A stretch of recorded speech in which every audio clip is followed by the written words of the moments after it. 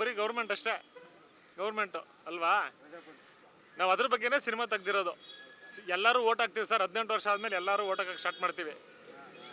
ಅದು ಅಂಬಾನಿ ಆಗಿರ್ಬೋದು, ಇಲ್ಲ ನಮ್ಮ ಥರ ಸಾಮಾನ್ಯ ಜನ ಆಗಿರ್ಬೋದು, ಎಲ್ಲ ಒಂದು ಕಾಮನ್ ಅಂದರೆ ಎಲ್ಲರಿಗೂ ಒಂದೇ ಓಟ್ ಹಾಕೋಕ್ಕೆ ಕೆಪಾಸಿಟಿ ಇರೋದು ಅಲ್ವಾ? ಹಾಂ, ನಮಗಿರೋದೇ ಒಂದು ಓಟು. ಇದು ಅದನ್ನು ನಾವು ಕರೆಕ್ಟ್ ರೀತಿಯಲ್ಲಿ ಒಳ್ಳೆ ಒಬ್ಬ ನಾಯಕನ ಇದು ಮಾಡಬೇಕು ಅಂತ ನಾವು ಹೇಳಕ್ಕೆ ಹೊರಟಿದ್ದೀವಿ ಸಿನಿಮಾದಲ್ಲಿ. ಹಾಂ, ನಿಮಗೇನು ಸರ್ ಈ ಗೌರ್ಮೆಂಟ್ ಬಗ್ಗೆ ಏನು ಅನಿಸುತ್ತೆ? ಅಂದರೆ ನೀವು ಗೌರ್ಮೆಂಟ್ ಬಗ್ಗೆ ಏನು ಸರ್, ಎಲ್ಲ ಅವ್ರು ಮುಂಡಾಚೋರೆ ಅವ್ರೆ. ಇನ್ನೆಲ್ಲಿ ಯಾವ ಬಡವ್ರ ಬಗ್ಗರಿಗೇನು ಹೆಲ್ಪ್ ಮಾಡೋದಿಲ್ಲ. ಏನು ಮಾಡ್ತೀರಾ? ಅಂದರೆ ನಾವಿವಾಗ ಈ ಪಕ್ಷ ಆ ಪಕ್ಷ ಅಂತ ಏನೂ ಮಾತಾಡ್ತಾ ಇಲ್ಲ. ನಾವು ಬರೀ ನಮಗೆ ಯಾವ ಥರ ಗೌರ್ಮೆಂಟ್ ಬೇಕು, ನಾವೆಲ್ಲ ಸಾಮಾನ್ಯ ಜನರಾಗಿ ನಾವು ಏನು ಎಕ್ಸ್ಪೆಕ್ಟ್ ಮಾಡ್ತೀವಿ ಅನ್ನೋದ್ರ ಬಗ್ಗೆ ನಾವು ಮಾತಾಡೋಣ ಅಷ್ಟೇ. ನಾವು ನೀವೇನು ಮಾಡ್ತಾರೆ ಅದೇ ಥರ ಮಾಡಬೇಕು. ನಾವು ಅವ್ರ ಕಡೆ ಇದ್ರ ಬಗ್ಗೆ ಮಾತಾಡೋಕ್ಕಾಗಲ್ಲ. ಅವ್ರ ಹೊಟ್ಟೆ ತುಂಬೋಯ್ತು ಅಂದರೆ ಅವ್ರ ಕತೆ ಮುಗಿದೋಯ್ತು. ನಮ್ಮ ಕತೆ ಅವಾಗ ನಾವೆಲ್ಲ ಹೋಗಲ್ಲ, ಅದು ನೋಡ್ಬೇಕು ನಾವು. ಅಂದರೆ ನೀವು ಹೇಳ್ತಾ ಇರೋದು ಇವಾಗ ಬರೀ ಓಟ್ ಹಾಕೋ ಟೈಮಲ್ಲಿ ಮಾತ್ರನೇ ನಮ್ಮ ಹತ್ರ ಬಂದು ಕೇಳ್ಕೊತಾರೆ, ಅದು ಹಾಕಿದ್ಮೇಲೆ 5 ವರ್ಷ ಮರೀತಾರೆ, ಮತ್ತಿನ್ನೊಂದು ಸ್ವಲ್ಪ ದಿನ ಇದ್ದಂಗೆ ಬಂದು ಇದು ಮಾಡ್ತಾರೆ ಅಂತ ನೀವು ಹೇಳ್ತಿರೋದು. ಅಷ್ಟೇನೇನು ಟ್ಯಾಂಕ್ಸ್. ಆಯಿತು ಸರ್, ತುಂಬ ಟ್ಯಾಂಕ್ಸ್ ಸರ್. ಹೇಳಿ ಸರ್. ನೋಡಿ, ಪ್ರಜಾಪ್ರಭುತ್ವದಲ್ಲಿ ಏನಿದೆ ಇವಾಗ, ನನಗೆ 50 ವರ್ಷ ಆಯಿತು. ಈ 50 ವರ್ಷದಲ್ಲಿ ನಾನು ಎಷ್ಟು ಓಟ್ ಆಗಿರ್ಬೋದು, 5 ವರ್ಷದ ಲೆಕ್ಕ ಹಾಕೊಂಡ್ರು ಎಷ್ಟು ವರ್ಷ ಆಗಿರ್ಬೋದು. ಏನಪ್ಪ ಅಂದರೆ ರಾಜಕಾರಣಿಗಳು ಇವತ್ತು ನೀವು ಕಂಡಂಗೆ ಮೀಡಿಯಾದಿಂದ ಇನ್ನೊಂದು ಕೋಟ್ಯಾಂತರ ರೂಪಾಯಿ ದುಡ್ಡು ಮಾಡ್ತಾಯಿದ್ದಾರೆ. ಈ ಕೋಟ್ಯಾಂತರ ರೂಪಾಯಿ ದುಡ್ಡು ಯಾವುದು? ನಮ್ಮ ಟ್ಯಾಕ್ಸ್ದು. ಅದು ಪಕ್ಷ ಅಂತ ಬೇಡ, ಎಲ್ಲ ಪಕ್ಷದಲ್ಲೂ ಬಂದಿರೋದು. ಇವತ್ತು ಯುವಕರಿಗೆ ನಾವೇನಾದ್ರು ಒಂದು ಅಧಿಕಾರ ಕೊಡೋಣ ಅಂತ ಹೇಳ್ಬಿಟ್ಟು ನೋಡಿದ್ರೆ ಯುವಕರು ಏನು ಮಾಡ್ತಾರೆ, ಯುವಕರ ಅಪ್ಪ ಮಿನಿಸ್ಟರ್ ಆದ ಮಕ್ಕಳಿಗೆ ಕೊಡ್ತಾ ಇರೋದು. ಯುವಕರಿಗೆ ಅಧಿಕಾರ ಕೊಡಬೇಕು, ಓಕೆ. ಯುವಕರು ಯಾರು? ಮಿನಿಸ್ಟ್ರ್ ಮಗನೇ. ಈ ನಾನಾದ ಆರ್ಡಿನರಿ ಅವ್ರು ಯಾರೂ ಇಲ್ಲ. ಹಾಗಾಗಿ ಪ್ರಪಂಚದಲ್ಲಿ ರಾಜಕೀಯ ತುಂಬ ಸೋತೋಗಿದೆ. 100 ಕೋಟಿ 200 ಕೋಟಿ 800 ಕೋಟಿ ಒಬ್ಬನಿಗೆ ಸೀಸ್ ಮಾಡಿದ್ದಾರೆ. 800 ಕೋಟಿ ಇದ್ದರೆ 2 ಡಿಸ್ಟಿಕಲ್ಲಿ ಅವ್ನು ಬರಗಾಲಲ್ಲಿದ್ದಂಗೆ ಕಾಲ ಕಳೀಬೋದು. ನಮಗೆಲ್ಲ ಗೊತ್ತಿರೋ ಥರ ಒಂದು ಗೌರ್ಮೆಂಟ್ ಜಾಬು ಅದೇನಾರು ಆಗಿರಲಿ, ಒಂದು ಕಾರ್ಪೊರೇಷನಲ್ಲಿ ನಾವು ಕೆಲಸ ಮಾಡಬೇಕು ಅಂದ್ರೂ ಒಂದು ಸಣ್ಣ ಪಿಟಿ ಕೇಸು ಇಲ್ಲ ಅನ್ನೋ ಥರ ಅಷ್ಟು ಶುದ್ಧವಾಗಿರಬೇಕು ನಮ್ಮ ರೆಕಾರ್ಡು. ಆದರೆ ಒಂದು ಗೌರ್ಮೆಂಟ್ನ ನಡೆಸೋ ಅಂಥವ್ರು ಯಾವ ಥರ ಎಲ್ಲ ಇವಾಗಿದ್ದಾರೆ, ಅದೆಲ್ಲ ಏನು ಚೇಂಜಸ್ ಆಗಬೇಕು ಅಂತ ಅನ್ಕೋತೀರಾ ನೀವು? ದಯವಿಟ್ಟು ಒಬ್ಬನ ಮೇಲೆ ಒಂದು ಪಿಟಿ ಕೇಸ್ ಇದ್ದರೂ ಸಹ ಅರ್ಹತೆ ಇಲ್ಲ. ಪಿಟಿ ಕೇಸ್ ಯಾವ ರೀತಿ ಆಗುತ್ತೆ ಅಂತ ಹೇಳಿದ್ರೆ, ಅದನ್ನು ಹೇಳ್ತೀನಿ ಕಾನೂನುಬದ್ಧವಾಗಿ. ಕುಡಿದು ತಿಂದು 4 ಸಾರಿ ಅವನ ಮೇಲೆ ಕೇಸ್ ಆದಾಗ ಅವನು ರೌಡಿ ಲಿಸ್ಟಿಗೆ ಸೇರ್ತಾನೆ. ಯಾರಿಗೆ ಮಚ್ಚೆತ್ಕೊಂಡು ಕಡ್ಕೊಂಡು ರೌಡಿ ಲಿಸ್ಟಿಗೆ ಸೇರೋದಿಲ್ಲ.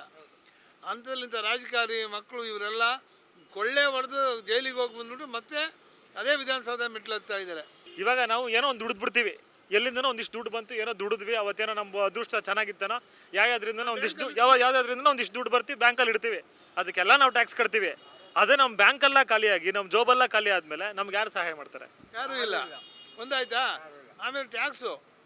ನಾನು ಗಾಡಿ ತೊಗೊಂಡು ಓಡಾಡ್ತೀನಿ, ಟ್ಯಾಕ್ಸಿಂದ ಬಿಲ್ ಕೊಡ್ತಾರೆ, ಪೊಲೀಸ್ನವ್ರು ಹಿಡಿತಾ ಇದ್ದಾರೆ, ಕೊಂಟು ಡಬಲ್ ಬಿಲ್ ಮಾಡ್ತಾರೆ. ಟೋಲ್ ಗೇಟ್ ಬ್ರಷ್ ಯೂಸ್ ಅದು, ಅದಕ್ಕೆ ಟ್ಯಾಕ್ಸು. ತಲೆಗೆ ಹಾಕೋ ಸೋಪು ಟ್ಯಾಕ್ಸು, ನಾವೇನು ಕೊಡ್ತಾ ಇಲ್ವಾ? ಆಮೇಲೆ ನಮ್ದೊಂದು ಬಾಡಿಗೆ ಮನೆ ಬಿಲ್ ಕೊಡಲ, ಆ ಬಾಡಿಗೆ ಮನೆ ಬಿಲ್ ಇಲ್ಲಿ ಟ್ಯಾಕ್ಸ್ ಅಲ್ಲ, ಅವನ ಮನೆ ಅವನ ಜಾಗ. ನಾವು ಅದು ಬಿಡಿ, ಎಲೆಕ್ಟ್ರಿಸಿಟಿ ನಾವು ಯೂಸ್ ಮಾಡ್ತೀವಿ, ಕೊಟ್ಬಿಡೋಣ. Water line chamber line bill ಕೊಡ್ತಾ ಇರೋರು ನಾವು, ಬಾಡಿಗೆ ಕೊಟ್ಟವರು, ಅದು ಅವ್ನು ಕಟ್ಟಬೇಕಾಗಿದ್ದು ಆ ಬಿಲ್ಲಲ್ಲಿ ನೋಡಿ. ಇವಾಗ ಈ ಸಿನಿಮಾದಲ್ಲಿ ಇವಾಗ ಏನು ಪ್ರಭುತ್ವ ಅಂತ, ಈ ಸಿನಿಮಾ ಹೆಸರೇ ಪ್ರಭುತ್ವ. ರಿಲೀಸ್ ಆಗ್ತದೆ ಸಿನಿಮಾ. ಒಬ್ಬ ಕಲಾವಿದ ಆಗಿ ನಾನು ಬರಬೇಕು, ಇಲ್ಲ ಜನರ ಮುಂದೆ ನಿಂತ್ಕೊಂಡು ಮಾತಾಡ್ಬೇಕು ಧೈರ್ಯವಾಗಿ ಅಂದರೆ ಕಂಟೆಂಟು ಒಂದು ಸ್ಟ್ರಾಂಗ್ ಆಗಿರಬೇಕು, ಇಷ್ಟ ಆಗೋಂಥದ್ದು ಮಾಡಬೇಕು. ಇವಾಗ ಪ್ರಭುತ್ವ ಅಂತ ಒಂದು ಸಿನಿಮಾ ನಾನು ಮಾಡಿದ್ದೀನಿ. ತುಂಬ ಹೈ ಬಜೆಟ್ ಸಿನಿಮಾ, ತುಂಬ ದೊಡ್ಡ ಕಲಾವಿದರುಗಳು ಮಾಡಿದ್ದಾರೆ. ನಾನು ಆಗಲೇ ನಿಮ್ಗೆ ಹೇಳ್ದಂಗೆ ಅಂಬಾನಿನೇ ಆಗಿರಲಿ, ನಮ್ಮಂಥ ಸಾಮಾನ್ಯ ಜನನೇ ಆಗಿರಲಿ, ನಮಗೆಲ್ಲ ಇರೋದು ಒಂದು ಹಕ್ಕು ಏನು ಅಂದರೆ, ಒಂದು ಕಾಮನ್ ಪಾಯಿಂಟು ನಮ್ಮ ಓಟು. ಒಂದೇ ಓಟ್ ಎಲ್ಲರಿಗೂ. ನಾವು ಅಂಬಾನಿ ಅಂದ್ಬಿಟ್ಟು ಯಾರಿಗೂ ಅವ್ರಿಗೆ 100 ಓಟು ಹಾಕೋಕ್ಕೆ ಹಕ್ಕು ಕೊಡಲ್ಲ, ಇಲ್ಲ ನಮಗಾಗಲಿ ಒಂದೇ ಒಂದು ಅಂತ ಕೊಡಲ್ಲ. ಎಲ್ಲರಿಗೂ ಒಂದೇ ಹಕ್ಕು. ಅದನ್ನು ಯಾವ ರೀತಿ ನಾವು ಉಪಯೋಗಿಸ್ಕೊಂಡು ಯಾವ ರೀತಿ ಸೆಲೆಕ್ಟ್ ಮಾಡಬೇಕು ಅನ್ನೋ ಅದ್ರ ಬಗ್ಗೆ ಒಂದು ಸಿನಿಮಾ ಮಾಡಿದ್ದೀವಿ. ಇವಾಗ ರಿಲೀಸ್ ಆಗ್ತಾಯಿದೆ. ನೀವು ಹೇಳಿದ್ದಲ್ಲ ತುಂಬ ಒಳ್ಳೆ ಪಾಯಿಂಟ್ಸ್ಗಳು ನೀವು ಹೇಳಿದ್ದಲ್ಲ. ಈ ಸಿನಿಮಾ ಮೈಸೂರು ಹತ್ರ ಟಿ ನರಸೀಪುರದಲ್ಲಿ ಶೂಟ್ ಮಾಡಿದ್ದೀವಿ. ನಾನು ಕುಣಿಗಲ್ಲವನು, ನಮ್ಮೂರು ಕುಣಿಗಲ್ಲು. ನಮ್ಮ ಕುಣಿಗಲ್ ಮೇನ್ ಸಿಟಿನೇ ಸರ್, ಅಗ್ರಹಾರ. ಎಲ್ಲಿ ನೀವು? ಮಾಗಡಿಯವರಾ? ಓಕೆ, ಮಂಡ್ಯ. ಹಾಂ, ಓಕೆ. ಆಯ್ತಾ ಸರ್? ಇದು ಫುಲ್ಲು ಶೂಟ್ ಮಾಡಿರೋದು ಇಲ್ಲೇ. ಒಂದು ಬೆಂಗಳೂರು, ಇನ್ನೊಂದು ಟಿ ನರಸೀಪುರ, ಇನ್ನೊಂದು ಕುಣಿಗಲ್ಲು. ಯಾಕಂದರೆ ಇದು ಕರ್ನಾಟಕ ಸರ್ಕಾರ. ಅಂದರೆ ಕರ್ನಾಟಕ ಸರ್ಕಾರ ತೋರಿಸಿದ್ರೆ ನಿಮ್ಗೆ ಇಂಡಿಯಾ ಸರ್ಕಾರ ತೋರಿಸ್ದಂಗೆ. ನಮ್ಮ ಕನ್ನಡ ಜನಕ್ಕೆ ಒಂದ್ಸತಿ ಮೆಚ್ಚಿದ್ರೆ ಅದು ಪ್ಯಾನ್ ಇಂಡಿಯಾ ಮೂವಿನೂ ಆಗುತ್ತೆ, ಎಲ್ಲ ಆಗುತ್ತೆ. ಅಲ್ಲ, ದುಡ್ಡಿರೋ 100 ಜನ ಡೈರೆಕ್ಟ್ರು, ನೀನು ದುಡ್ಡು ಇಲ್ದಿದ್ದಂಥ ಡೈರೆಕ್ಟ್ರು. ನಿನ್ನ ಇಂಪ್ರೂವ್ ಮಾಡೋಕ್ಕೆ ನಮ್ಮಂಥ ಕನ್ನಡಿಗರು ಇರಬೇಕು. ಹೌದು ಹೌದು ಸರ್, ಅದು ಮಾತ್ರ 100% ನಿಜ. 100 ರೂಪಾಯಿ ಟಿಕೆಟ್ ಅಂದರೆ ನೀವು ಟ್ಯಾಕ್ಸ್ ಎಲ್ಲ ಕೇಳಿ 100 ರೂಪಾಯಿ ಕೊಟ್ಟು ಹೋಗೋಣ. ಅದು ನೋಡೋಂಥ ಸಾರಾಂಶ ಇರಬೇಕು.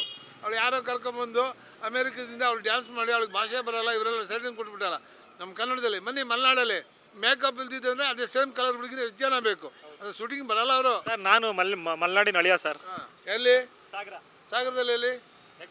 ಹೆಗ್ಗೋಡು ನಂದು ಇಡುವಾಣಿ ಅಂತ. ನಮ್ಮೂರಲ್ಲಿ ಬರ್ರಿ, ಮೇಕಪ್ ಮಾಡಬೇಡಿ, ಏನು ಮಾಡಬೇಡಿ, ಅಂಥವ್ರಿಗೆ ಚಾನ್ಸ್ ಕೊಡಿ. ಅಂಥವ್ರು ಒಳ್ಳೆ ಇದ್ದಾರೆ. ಇದನ್ನು ಅಂಥವ್ರು ಮಾಡೋದು ಪ್ರಕೃತಿಯನ್ನು ತೋರಿಸೋದು ಯಾರೂ ಇಲ್ಲ. ಈ ಮರ ಒಣಗಿದಾಗ ಹಿಂಗಿದ್ರೆ ಸಿಟಿಯವ್ರು ಒಣಗಿದೆ ಅಂತಾರೆ. ಪ್ರಕೃತಿಯಲ್ಲಿ ಅದು ಚಿಗುರು ಇನ್ನು 8 ದಿನಕ್ಕೆ ಬಿಟ್ಟು ನೋಡಿ 8 ಡಿಸೈನಾಗಿ ಕಾಣುತ್ತೆ. ಈ ಪ್ರಕೃತಿಯನ್ನು ಮಾತಾಡೋರಿಲ್ಲ.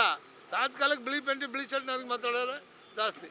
ನಾನು ಹೊಟ್ಟೆಗೆ 3 ದಿವಸ ಆಯಿತು ಊಟ ಇಲ್ಲ, ಅವನ್ನೇ ಮಾತಾಡ್ಸೋದು ಜಾಸ್ತಿ. ಕರೆಕ್ಟ್ ಸರ್, ನೀವು ಹೇಳ್ತಿರೋದು. ಇವಾಗ ನಮ್ಮ ಸಿನಿಮಾ ಪ್ರಭುತ್ವ ರಿಲೀಸ್ ಆಗ್ತಾ ಇದೆ. ದಯವಿಟ್ಟು ಎಲ್ಲರೂ ಹೋಗ್ಬಿಟ್ಟು ಸಿನಿಮಾನ ನೋಡಿ ಸರ್. ನೋಡಿ sir. Thank you very much sir.